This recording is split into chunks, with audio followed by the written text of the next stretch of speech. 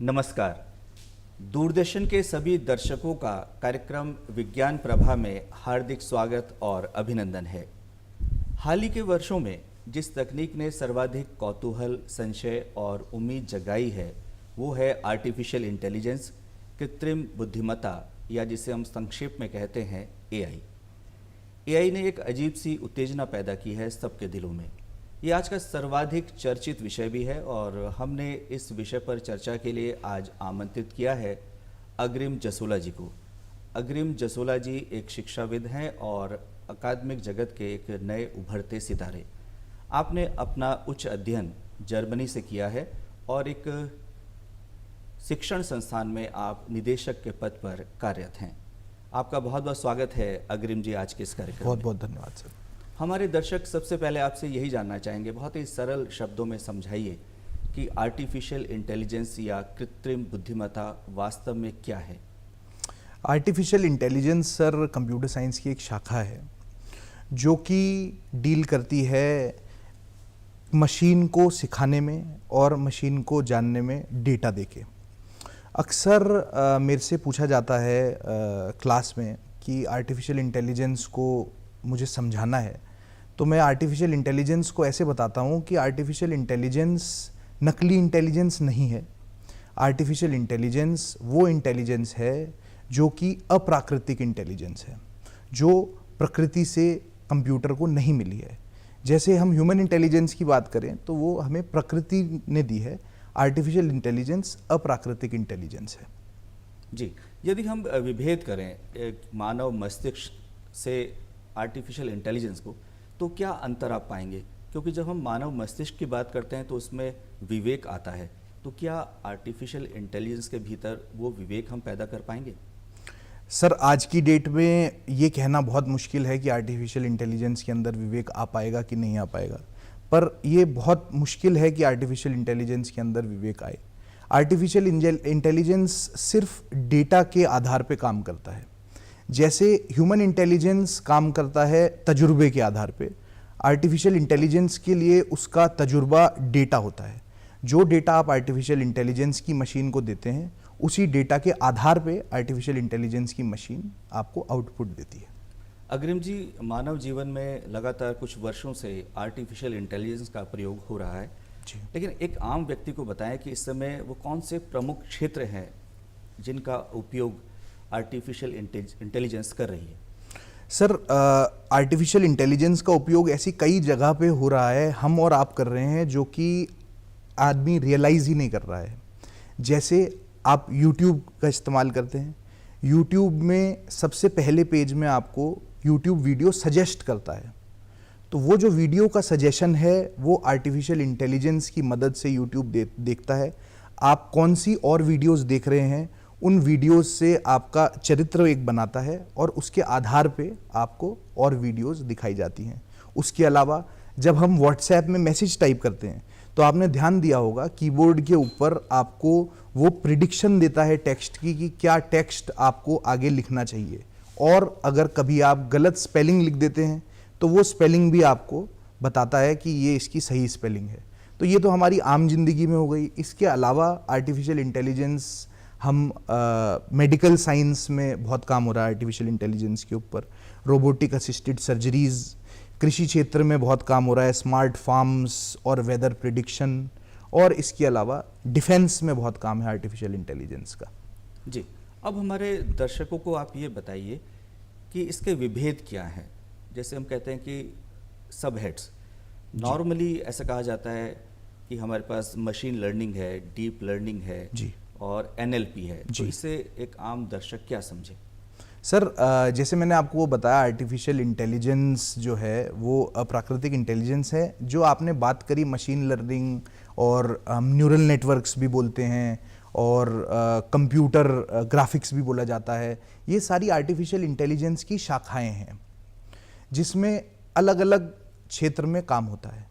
जैसे मैं आपको उदाहरण के रूप से बताऊं, मशीन लर्निंग आर्टिफिशियल इंटेलिजेंस का आज की डेट का सबसे बड़ा क्षेत्र है जिस पे सबसे ज़्यादा काम हो रहा है। तो मशीन लर्निंग में हम मशीन को डेटा देके सिखाते हैं कि कैसे उसको डिसीजंस लेने चाहिए। एक उदाहरण के रूप में आपको समझाता हूँ। जब एक बच्चा छोटा होता है तो उसको उसके माता पिता समझाते हैं कि आप मुझे पापा बोलो, और पिताजी उसको अपना नाम भी बताते हैं। बच्चा अपने पिताजी को एक दिन अपने उनके नाम से बुला देता है तो पिताजी बहुत क्रोधित होते हैं। पिताजी बच्चे को बोलते हैं कि नहीं बेटा, आप मुझे पापा बोलो। अब वो बच्चा स्कूल जाता है।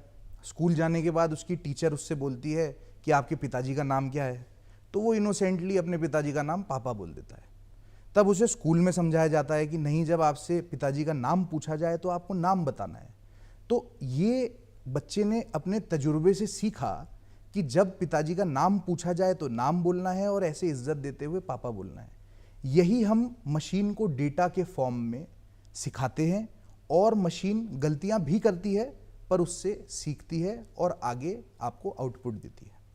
जी, अग्रिम जी, हमारे दर्शक ये भी जानना चाहेंगे कि इसके प्रकार कितने हैं। जैसे हम सुनते हैं नैरो इंटेलिजेंस, हम सुनते हैं जनरल इंटेलिजेंस, और ऐसा कहा जा रहा है कि जब भविष्य में हम एआई को देखेंगे तो सुपर इंटेलिजेंस भी होगी। जी sir, narrow intelligence, narrow artificial intelligence वो इंटेलिजेंस है जो कि शुरुआती स्टेज में हम आर्टिफिशियल इंटेलिजेंस के ऊपर रिसर्च कर रहे थे और आर्टिफिशियल इंटेलिजेंस बनाने की कोशिश कर रहे थे, उसको हम नैरो इंटेलिजेंस कह रहे थे। आज की डेट में हम जनरल आर्टिफिशियल इंटेलिजेंस पे हैं, जहाँ पर आर्टिफिशियल इंटेलिजेंस ये कहा जाता है कि एक आर्टिफिशियल इंटेलिजेंस का कंप्यूटर एक 21 साल के नौजवान के मस्तिष्क की पावर रखता है, जो कि नई नई भाषाएं सीख सकता है, नए नए म्यूज़िक बना सकता है, पोइट्री लिख सकता है, पर अपने आप कोई थ्योरम इजाद नहीं कर सकता और अपने आप कोई डिसीजन नहीं ले सकता, अपने आप को और बेहतर नहीं कर सकता है। तो इस वक्त ये स्टेज है नैरो इंटेलिजेंस। इसके बाद जो तीसरी स्टेज आपने बोली जो कि है सुपर इंटेलिजेंस, उसमें हमारा एंड गोल ये है कि हम आर्टिफिशियल इंटेलिजेंस को एक सुपर ह्यूमन या फिर एक सुपर कंप्यूटर की तरफ ले जाएं, जिसमें आर्टिफिशियल इंटेलिजेंस अपने आप डिसीजंस ले पाएगा, नई नई साइंस की थ्योरम इजाद कर पाएगा और हमारी सोशल प्रॉब्लम्स जैसे कि क्लाइमेट चेंज या फिर और कोई बड़ी समस्या का समाधान अपने आप बिना किसी ह्यूमन इंटरवेंशन के कर पाएगा। उस स्टेज को हम सुपर इंटेलिजेंस बोलते हैं। तो कितने वर्षों में हम संभावना व्यक्त कर सकते हैं कि सुपर इंटेलिजेंस डेवलप हो पाएगी? सर, जिस हिसाब से आर्टिफिशियल इंटेलिजेंस पे नॉन स्टॉप काम हो रहा है, अगर इसी रफ्तार से काम होता रहे और कंपनियां आर्टिफिशियल इंटेलिजेंस के काम को रोके ना, तो अगले 8 से 10 साल में हम सुपर इंटेलिजेंस की तरफ पहुंच जाएंगे। इस पर आगे हम चर्चा करेंगे, लेकिन इससे पहले हम आपसे जानना चाहेंगे कि कृत्रिम बुद्धिमत्ता या आर्टिफिशियल इंटेलिजेंस का जो क्षेत्र है एक नया उभरता हुआ क्षेत्र है, तो इसमें यदि रोजगार की संभावना हम देखें तो वो कौन से रोजगार हैं जो उत्पन्न हो सकते हैं? सर, जैसा मैंने आपको बताया, आर्टिफिशियल इंटेलिजेंस की हर शाखा में एक बहुत महत्वपूर्ण रोल है डेटा का। तो डेटा साइंटिस्ट, जो कि मेरी खुद की स्पेशलाइजेशन है, एक डेटा साइंटिस्ट का बहुत बड़ा रोल है आर्टिफिशियल इंटेलिजेंस की और जॉब्स में। इसके अलावा जितने ज़्यादा आर्टिफिशियल इंटेलिजेंस के सिस्टम बनेंगे, उसके टेक्निकल सपोर्ट के लिए लोग चाहिए होंगे, तो artificial intelligence technical support engineers की ज़रूरत पड़ेगी और प्रोग्रामर्स की ज़रूरत पड़ेगी, जो और रिसर्च करे और प्रोग्राम्स बनाए आर्टिफिशियल इंटेलिजेंस की तरफ। जी, हम रोबोटिक्स की बात करते हैं, तो इसमें रोबोटिक इंजीनियर्स के लिए कितनी संभावनाएं हैं? रोबोटिक इंजीनियर के लिए सर बहुत ज़्यादा संभावनाएं हैं। इनफैक्ट एक पूरी अलग शाखा है, जैसे हमने बोला मशीन लर्निंग और एनएलपी की तरह, रोबोटिक आर्टिफिशियल इंटेलिजेंस की, जहाँ पे रोबोटिक असिस्टेड सर्जरीज कराई जा रही हैं। जो हम ड्रोन्स की बातें करते हैं कि ड्रोन्स अलग अलग तरीके से आर्टिफिशियल इंटेलिजेंस में मदद कर रही है, वो भी रोबोटिक्स के अंदर आता है। इसके अलावा हम रोबोट्स का इस्तेमाल फैक्ट्री प्रोडक्शन में, कार प्रोडक्शन में और मल्टीपल लाइंस में इस्तेमाल इसका हो रहा है, तो इसमें रोज़गार की बहुत ज़्यादा संभावना है। एआई या आर्टिफिशियल इंटेलिजेंस एक अलग तरह के कौशल की डिमांड करता है और इसकी मांग बहुत तेज़ी से बढ़ रही है। तो वो तकनीकी कौशल क्या है, इस बारे में थोड़ा बताएं हमारे दर्शकों को। सर, थोड़ा सा इसमें टेक्निकल हो जाएगा, पर मैं कोशिश करता हूँ जितनी सरल भाषा में आप लोग को समझाना चाहूँ। इसमें सबसे पहले किसी भी व्यक्ति को बेसिक प्रोग्रामिंग आनी चाहिए, जो कि सी लैंग्वेज की प्रोग्रामिंग होती है, या फिर पाइथन लैंग्वेज की प्रोग्रामिंग होती है। जब वो पाइथन और सी लैंग्वेज की प्रोग्रामिंग सीख लेता है तो आर्टिफिशियल इंटेलिजेंस के मॉडल्स बनाए जाते हैं, जिन्हें बोला जाता है मॉडल ट्रेन करे जाते हैं, जिसमें आर्टिफिशियल इंटेलिजेंस के प्रोग्राम को डेटा दिया जाता है और उस डेटा से वो सीखता है। तो इस तकनीक का इस्तेमाल करके हम आगे आर्टिफिशियल इंटेलिजेंस में काम कर सकते हैं।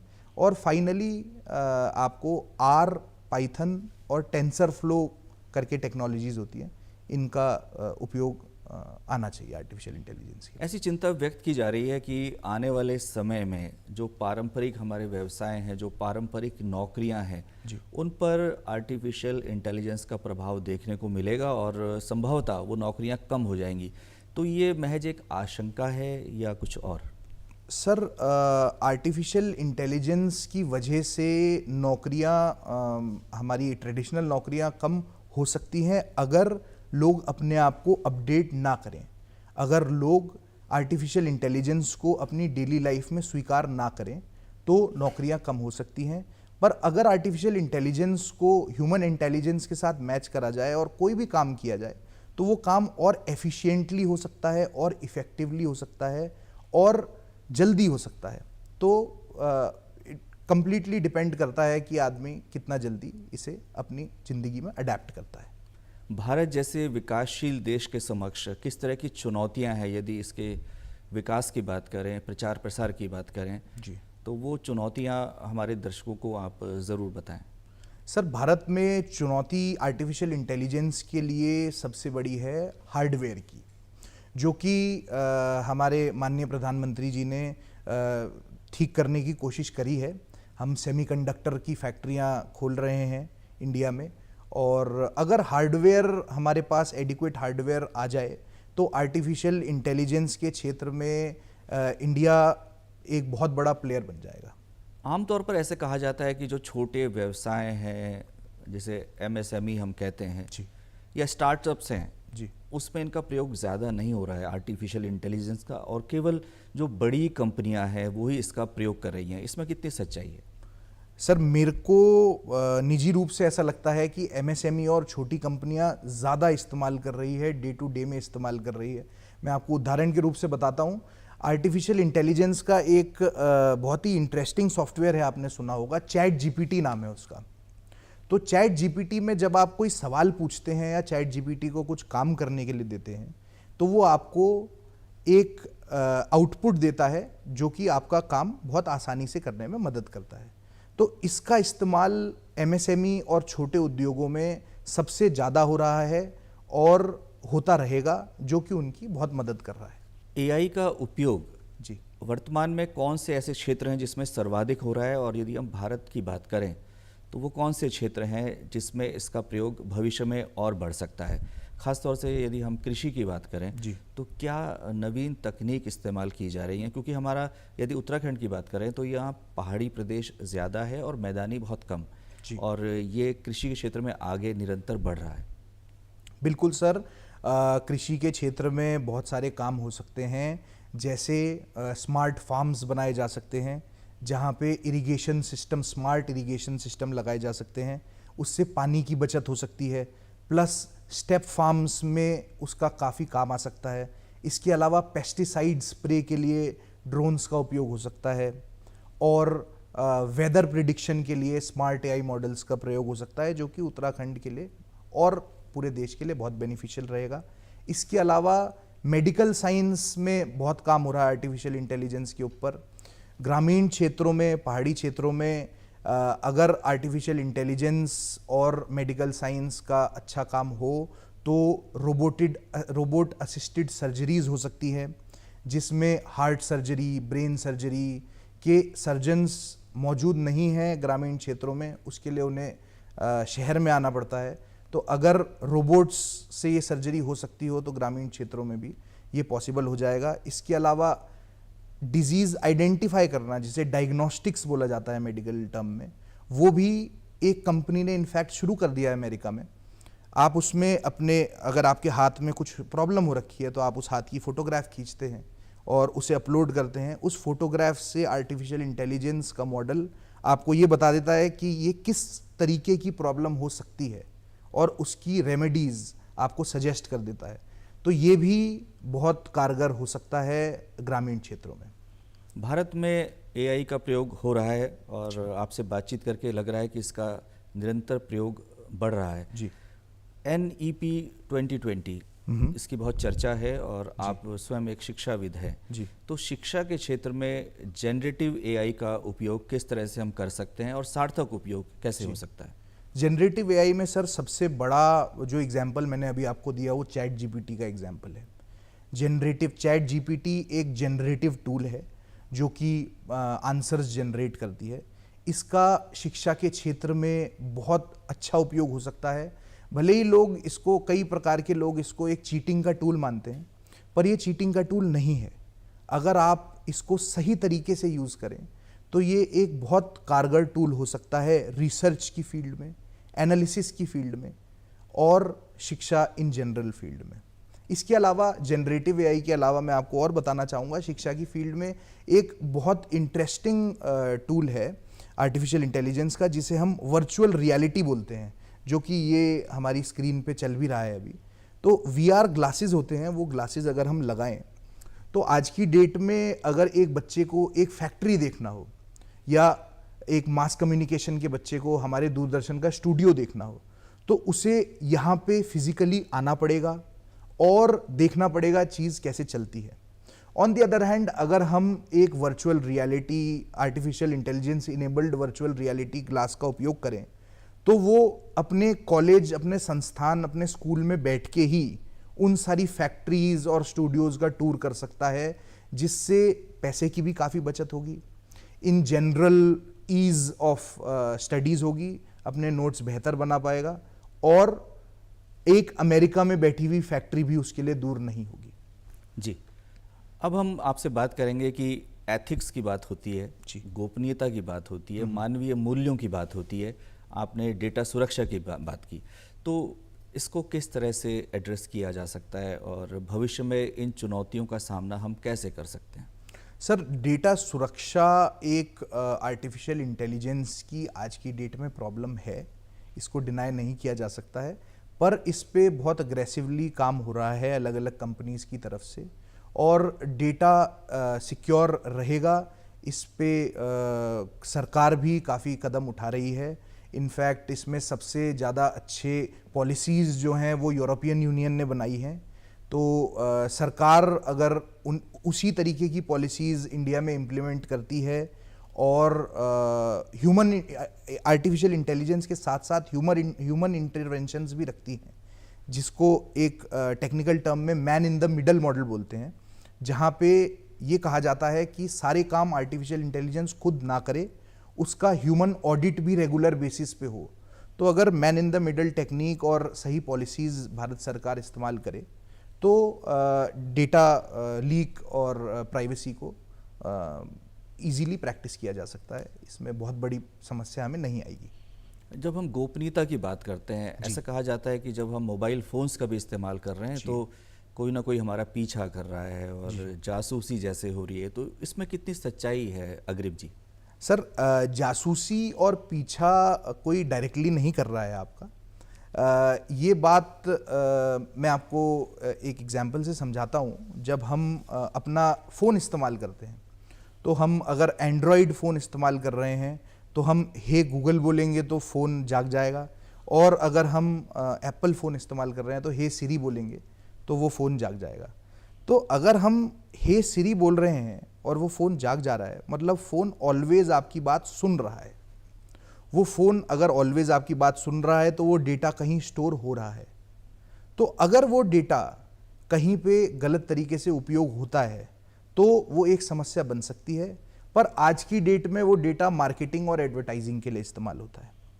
उदाहरण के रूप से अगर आप आज की डेट में ये 10 बार बोलें कि मेरे को एक लैपटॉप खरीदना है, तो आपका फ़ोन आपको लैपटॉप की ही एडवर्टीजमेंट दिखाना शुरू कर देगा।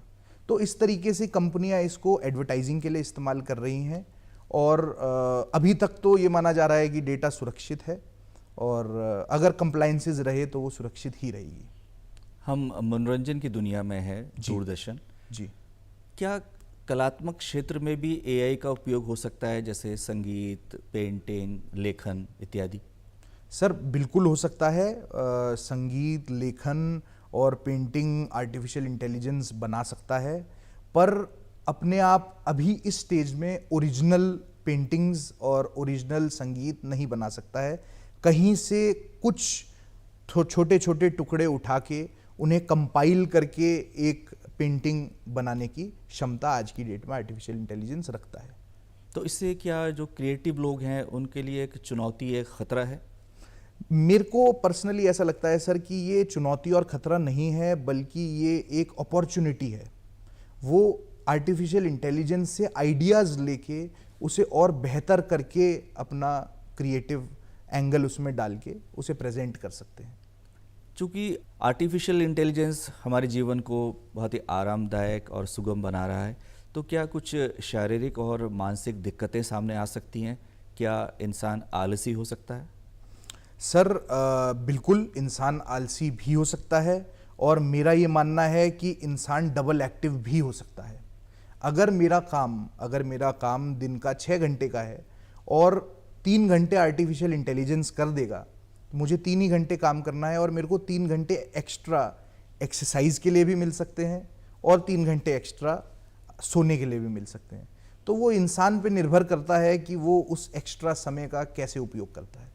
इस समय पूरा विश्व युद्ध क्षेत्रों से घिरा हुआ है। हम देख रहे हैं कि कई जगह युद्ध चल रहे हैं जी। सामरिक दृष्टि से एआई का उपयोग लगातार बढ़ रहा है, तो क्या ये खतरनाक है पूरे विश्व के लिए, या इसका उपयोग शांति के लिए भी किया जा सकता है? सर इसका उपयोग किया जा सकता है शांति के लिए, पर ये एक असल समस्या है। इनफैक्ट अब आर्मीज़ ने अपना साइबर वॉरफेयर और एआई वॉरफेयर डिपार्टमेंट्स अलग से बना दिए हैं। अब ये माना जा रहा है कि वॉरफेयर सिर्फ सी, लैंड और एयर पे नहीं हो रहा है, इनफैक्ट साइबर एरियाज़ पे भी हो रहा है। पर भारत इसके लिए सक्षम है और हमारे पास ये कोई चिंता का विषय नहीं है भारत के लिए। हमने कंप्यूटर के क्षेत्र में और सॉफ्टवेयर के क्षेत्र में बहुत तरक्की की है और जो भारतीय युवा हैं इसमें अग्रणी हैं। तो क्या आर्टिफिशियल इंटेलिजेंस में भी ये संभावना है कि हमारे युवा इसमें एक नया मुकाम हासिल कर सकते हैं? बिल्कुल सर, इनफैक्ट हमारे युवा एक बहुत अच्छे मुकाम पे हैं आर्टिफिशियल इंटेलिजेंस के लिए। आप अगर देखेंगे वर्ल्ड की कोई भी बड़ी आर्टिफिशियल इंटेलिजेंस कंपनी में कम से कम 40% वर्कफोर्स इंडियन है। तो अगर इंडियंस चाहें तो हिंदुस्तान में भी वो काम हो सकता है, जिसके लिए सिर्फ और सिर्फ इंफ्रास्ट्रक्चर की ज़रूरत है, हार्डवेयर की ज़रूरत है और सिलिकॉन चिप्स की ज़रूरत है, जिसकी तरफ हमने कदम रख दिया है। तो भविष्य बहुत सुनहरा है आर्टिफिशियल इंटेलिजेंस और हिंदुस्तान के युवाओं का। आप एक शिक्षाविद हैं, शिक्षा के क्षेत्र में लगातार इसका उपयोग बढ़ रहा है, तो जो युवा आर्टिफिशियल इंटेलिजेंस के क्षेत्र में अपना कैरियर बनाना चाहते हैं तो उन्हें किन बातों का ख़ास तौर से ध्यान रखना होगा? सर आर्टिफिशियल इंटेलिजेंस में अपना करियर बनाने के लिए सबसे पहले युवा को आर्टिफिशियल इंटेलिजेंस के ऊपर रिसर्च करनी पड़ेगी। अपना डे टू डे बेसिस में आर्टिफिशियल इंटेलिजेंस को काम में लाना शुरू करना पड़ेगा ताकि उन्हें बेसिक कंसेप्ट समझ में आए। उसके बाद जैसे मैंने आपको बताया कोडिंग लैंग्वेजेस हैं, सी, पाइथन, आर और अलग अलग टेक्नोलॉजीज़ हैं, इनको पढ़ना शुरू करें। किसी भी प्रकार की जल्दबाजी में ना रहें, क्योंकि मैं अक्सर देखता हूँ युवाओं को कॉलेज में आते ही आर्टिफिशियल इंटेलिजेंस सीखने की जल्दी रहती है। ऐसा बिल्कुल ना करें, धीरज बना के रखें, पहले बेसिक्स सीखें और धीरे धीरे करके आर्टिफिशियल इंटेलिजेंस पे आएँ। जिसके बेसिक्स स्ट्रॉन्ग हैं वही कुछ बेटर कर पाएगा, क्योंकि अल्टीमेटली आर्टिफिशियल इंटेलिजेंस कितनी भी इंटेलिजेंट हो जाए रहेगी वो एक कंप्यूटर ही। अग्रिम जी, कुछ ऐसी रोचक बातें जो आम व्यक्ति ना जानता हो और आप हमारे दर्शकों को बताना चाहते हो? आर्टिफिशियल इंटेलिजेंस में सर सबसे इंटरेस्टिंग बात ये है कि आज के टाइम पे हम रोबोटिक्स में बहुत आगे बढ़ रहे हैं, जिसमें ड्रोन्स से हम कई सारे काम कर रहे हैं। फॉर एग्जांपल ड्रोन्स का हम इस्तेमाल मेडिकल साइंस में भी कर रहे हैं। ड्रोन्स कई कंट्रीज़ में ब्लड की सप्लाई या ऑर्गन की सप्लाई ड्रोन्स के माध्यम से हो रही है, क्योंकि ट्रैफिक इतना ज़्यादा है शहरों में कि रोड से वो नहीं हो पा रही है, तो ड्रोन्स सीधा हॉस्पिटल्स में जाके ब्लड और ऑर्गन्स डिलीवर कर रहे हैं।